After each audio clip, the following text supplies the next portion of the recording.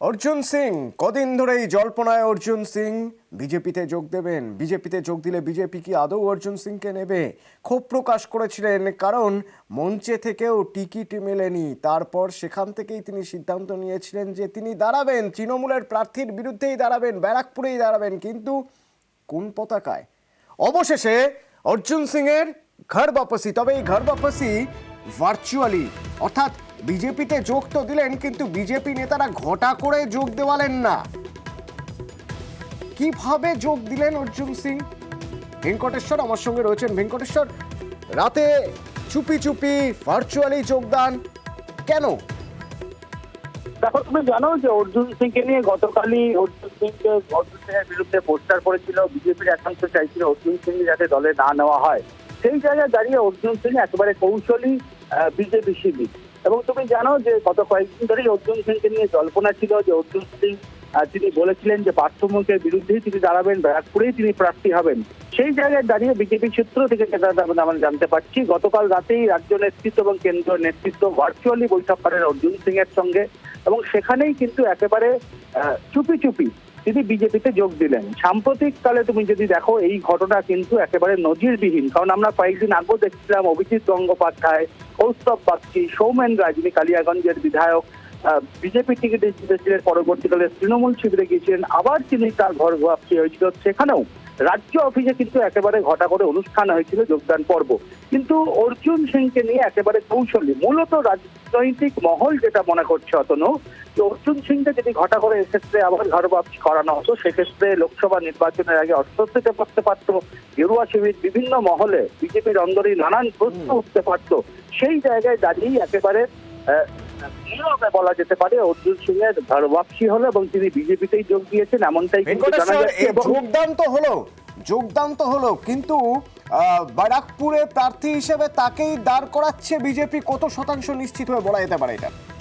দেখো, বিজেপির একটা সূত্র দাবি করছে যে ব্যারাকপুরে যে লোকসভা নির্বাচনের সম্ভবত আজকে প্রার্থী তালিকা, জানো বেশ কয়েকটি আসনে এখনো পর্যন্ত প্রার্থী তালিকা ঘোষণা হয়নি, সেই তালিকা আজকেই সম্ভবত ঘোষণা করা হবে। এবং ব্যারাকপুর থেকেই অর্জুন সিং তিনি বিজেপির প্রতীকে দাঁড়াচ্ছেন, এমনটাই কিন্তু বিজেপি সূত্র দাবি করছে। সব মিলিয়ে বলা চলে যে অর্জুন সিং এর দীর্ঘদিন ধরে তিনি যেভাবে বক্তব্য রেখেছেন যে তিনি ব্যারাকপুরেই প্রার্থী হবেন এবং নানাভাবে তিনি যে জল্পনা ছড়িয়েছিলেন, সেই জায়গায় দাঁড়িয়ে বিজেপির প্রতীকেই যে অর্জুন সিং ব্যারাকপুরে প্রার্থী হচ্ছেন, এটা কিন্তু এক প্রকার নিশ্চিত, এমনটাই কিন্তু।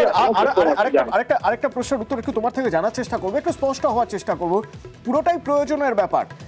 একটা ছাতা দরকার ছিল, একটা পতাকা দরকার ছিল, সেই জন্য অর্জুন সিং বারবার যোগাযোগ করেছেন বিজেপিতে। বিজেপি আনুষ্ঠানিকভাবে সবাইকে ডেকে ঘটা করে না হলেও যোগ দিয়েছে, কারণ বিজেপিরও প্রয়োজন ছিল। সত্যি ব্যারাকপুরে অর্জুন সিং ছাড়া বিজেপির তাহলে আর প্রার্থী দেওয়ার মতো কেউ ছিল না।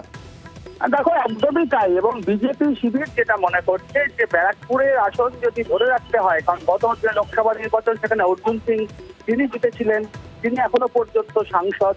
সেই জায়গায় দাঁড়িয়ে বিজেপি শিবির মনে করছে যে ব্যারাকপুরের আসন যদি ধরে রাখতে হয়, ব্যারাকপুরে এবারের নির্বাচনও যদি জিততে হয়, সেক্ষেত্রে অর্জুন সিং হচ্ছে একেবারে উপযুক্ত প্রার্থী, এমনটাই কিন্তু বিজেপি শিবির মনে করছে। সেই জায়গায় দাঁড়িয়ে ব্যারাকপুরের সে অর্থে কোন রকম আর প্রার্থী তারা খুঁজে পায়নি। এবং যেহেতু অর্জুন সিং ক্ষোভ জানিয়েছেন এবং পরবর্তীকালে তার অফিস থেকে তুমি জানো যে সেখান থেকে ছবির পরিবর্তন হয়েছে, প্রধানমন্ত্রীর ছবি তার অফিসে রাখা হয়েছে, সেই জায়গা থেকে দাঁড়িয়ে বিজেপি শিবির তারাও কিন্তু অর্জুন সিং এর সঙ্গে যোগাযোগ শুরু করে এবং অর্জুন সিং তিনিও যোগাযোগ শুরু করে বিজেপি শিবিরের সঙ্গে। এবং সেই জায়গা থেকে দাঁড়িয়ে বিজেপি নেতৃত্ব যেটা মনে করছে, ব্যারাকপুরের আসন যদি ধরে রাখতে হয়, সেক্ষেত্রে অর্জুন সিংই তাদের একমাত্র উপযুক্ত প্রার্থী। তাহলেই এই বিজেপির এই বিজেপিও এটা বুঝেছে যে অর্জুন সিং, তাকে ওই আসন ধরে রাখতে গেলে একমাত্র অর্জুন সিং ছাড়া এই মুহূর্তে বিজেপির আর কোনো ভরসা নেই। আর সেই জন্যই ঘর বাপাসি হলো, ভার্চুয়ালি হলো। তবে সেই দলীয় পতাকা হাতে নিয়ে মঞ্চ থেকে সেভাবে নয়, চুপি চুপি রাতে ঘর বাপাসি হলো অর্জুনের। আমার সঙ্গে জয়প্রকাশ মজুমদার রয়েছেন, তৃণমূল নেতা। জয়প্রকাশ দা, 2019-এও ঠিক একই রকম ঘটনা ঘটেছিল। তৃণমূলের টিকিট না পেয়ে সোজা চলে গিয়েছিলেন দিল্লিতে, কিন্তু অর্জুন সিং সেবার বিজেপি থেকে জিতেছিলেন। এবার কি হবে? এবার কি তাহলে অস্বস্তি বাড়লো তৃণমূলের? না, এটা তো পরের প্রশ্ন। কিন্তু আপনারা যেটা বলছেন সেটা চুপি চুপি যোগদান করেছেন, এর অর্থ আমি বুঝলাম না। চুপি চুপি করেছেন মানে আপনাদের কাছে বা বিজেপি প্রকাশ্যে বলেছে কিনা বা অর্জুন সিং তার এক্স হ্যান্ডেলে বলেছেন কিনা বা স্টেটমেন্ট করেছেন কিনা, এসব প্রশ্ন তো সামনে আসবে। সুতরাং এই প্রশ্ন রেখেই আমি বলছি যে এই সম্ভাবনার কথা যখন প্রশ্ন করা হয়েছিল মাননীয় মমতা বন্দ্যোপাধ্যায়কে গতকাল, তখন তিনি পরিষ্কার করে দিয়েছিলেন যে অর্জুন সিং তো বিজেপিতেই আছেন, এটা হচ্ছে মমতা বন্দ্যোপাধ্যায় গতকাল বলেছেন। সুতরাং সেক্ষেত্রে এটা তো পরিষ্কারই হয়ে গেছে যে অর্জুন সিং বিজেপিতেই আছেন।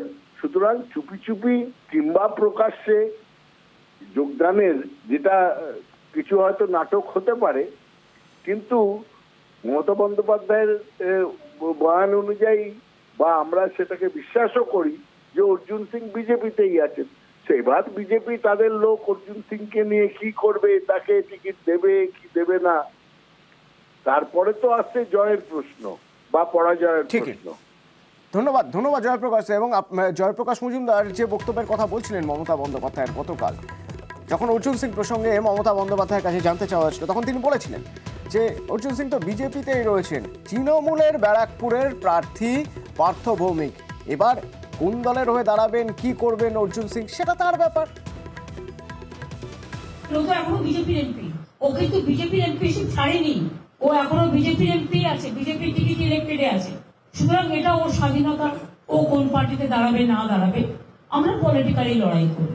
আমাদের প্রার্থী ব্যারাকপুরে পার্থ ভৌমিক, আমি আশা করি পার্থ ভৌমিক মানুষের পুরো সমর্থন পাবে।